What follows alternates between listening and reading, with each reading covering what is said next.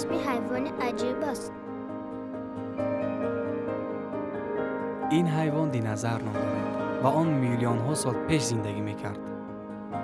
کتابی من را بینید کنی سیری دخترم؟ جهان نام دارد.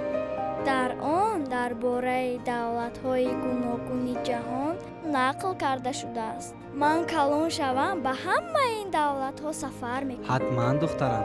کتاب برای رشد معنوی و جهانبینی کودک اهمیتی مهم دارد. تا حد امکان کوشش نمایید با فرزندتان به کتابخانه و مغازه کتاب تشریف بیارید.